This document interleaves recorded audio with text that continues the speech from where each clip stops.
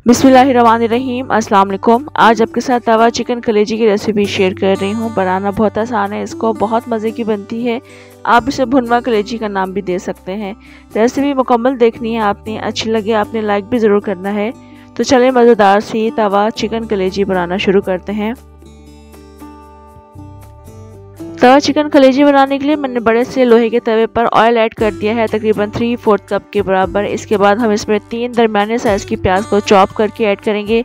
यहाँ पर आपने प्याज को चॉप करके या बहुत ज़्यादा बारीक करके ऐड करना है, क्योंकि हमने यहाँ पर प्याज को ऐसा कुक करना है कि प्याज इस कलेजी में नज़र नहीं आनी चाहिए।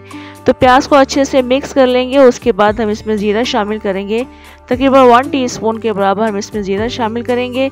और ज़ीरे को अच्छी तरह से मिक्स करने के बाद हमने प्याज को इतना कुक करना है कि प्याज हल्के सुनहरे रंग की होना शुरू हो जाएगी। बस आपने ख्याल ये रखना है, प्याज को हमने डार्क ब्राउन नहीं करना है, बस हल्का सा इसको सुनहरी करना है। जैसा कि अभी आपको नज़र आ रहा है किनारों से ये सुनहरे रंग की होना शुरू हो चुकी है।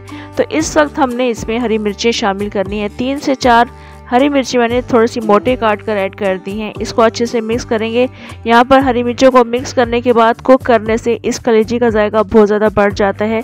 तो हल्के से प्याज के सुनहरा होने के बाद ही आपने इसमें हरी मिर्चें शामिल करनी हैं। मिर्चों को भी 1 से 2 मिनट के लिए इसमें पका लेंगे। यहाँ पर आप देखें मिर्चें नरम हो चुकी हैं, खुशबू भी बहुत ज़बरदस्त इसमें से आ रही है। तो इस वक्त हम इसमें टमाटर शामिल करेंगे। टमाटरों को भी हमने यहाँ पर चॉप करके या बहुत बारीक करके ऐड करना है। कलेजी के मुताबिक आपने टमाटर की क्वांटिटी रखनी है। मैंने 4 बड़े साइज़ के टमाटर ऐड किए हैं। अच्छी तरह से इनको मिक्स कर लेंगे। उसके बाद हमें टमाटर को सेंटर में करना है, क्योंकि हमने इसे अब आगे जाकर ढककर पकाना है ताकि टमाटर अच्छी तरह से नरम हो जाएं। और ये करते वक्त आपने चूल्हा थोड़ा सा हल्का कर देना है, यानी स्लो आंच पर अब इसको पकाएंगे। अभी ढक दिया है, टमाटर भी नरम हो चुके हैं। तो इन टमाटरों को बिल्कुल हमने मैश करना है। यहाँ पर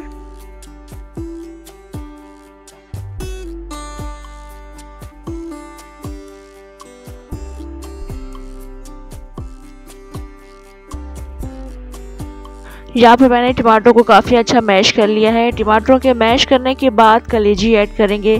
कलेजी डालने के बाद आपने टमाटरों को मैश नहीं करना है, क्योंकि कलेजी बहुत ज़्यादा सॉफ्ट होती है और टूटना शुरू हो जाती है।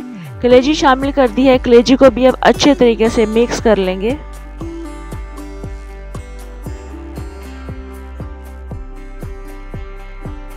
कलेजी को हल्का सा मिक्स करने के बाद लहसुन का पेस्ट ऐड कर दिया है 1 टेबल स्पून। 2 टेबल स्पून अदरक का पेस्ट ऐड करेंगे।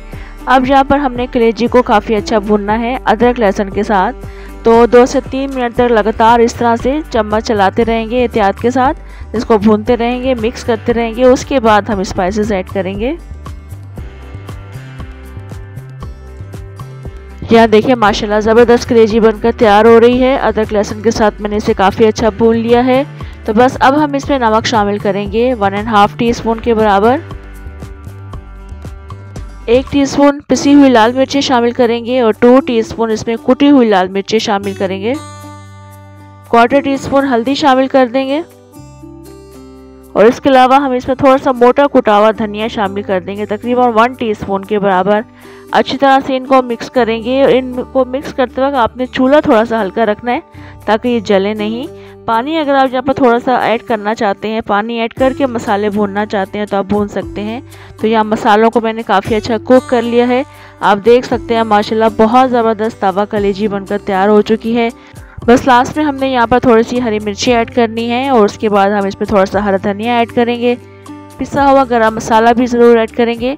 1 टीस्पून के बराबर मैं इसमें पिसा हुआ गरम मसाला ऐड कर रही हूँ। इसके बाद हम इसमें कसूरी मेथी शामिल करेंगे, तकरीबन 1 टीस्पून के बराबर। ये सब चीज़ें डालने के बाद अच्छे तरीके से इसको मिक्स करेंगे। चूल्हा बंद कर देंगे और इसको ढक कर रख देंगे कुछ देर के लिए, ताकि इन चीज़ों का जायका इस कलेजी में आ जाए। और उसके बाद फिर इसको सर्व करेंगे।